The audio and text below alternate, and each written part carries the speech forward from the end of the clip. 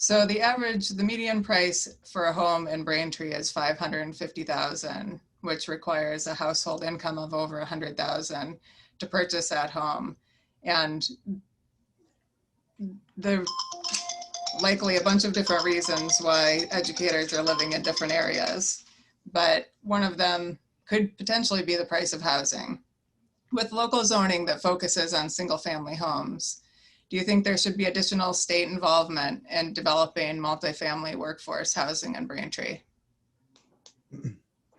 Affordable housing, obviously, particularly Braintree, is a major issue. What the state should be doing is providing tax incentives and funding to help the communities with the needs they have. In Braintree in particular, we have an aging population, and what we have is a long waiting list at the Braintree Housing Authority of seniors that want to get out of their single-family homes and into affordable housing or downsize. So the need here in Braintree really is senior housing and 55+ housing, which would open up more housing stock, which would be directly impacting on the supply, which would help with the cost. But no, you do need to have affordable housing that is accessible for not just the seniors, as I mentioned, which is our number one need, but people of all economic strata in order to, be able to afford Braintree.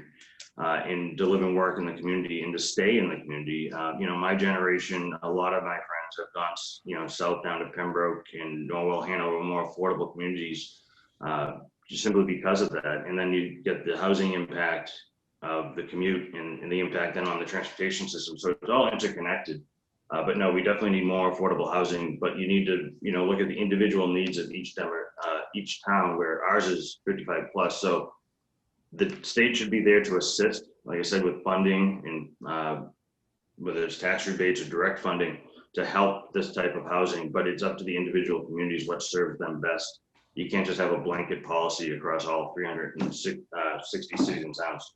Thank you. Thank you. And Mr. Collins? I believe in smart development that works and helps our small business owners, but at the same time doesn't hurt our current residents.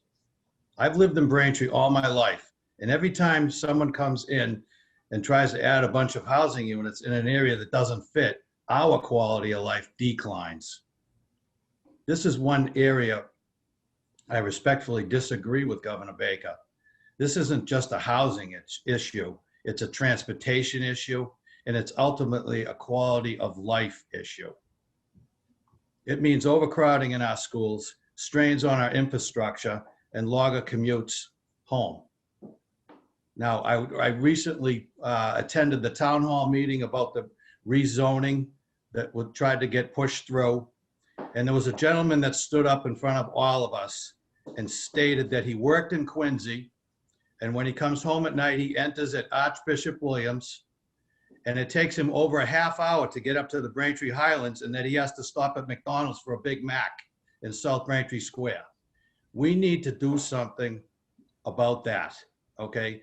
Braintree is completely overbuilt, and I do not support any more overbuilding.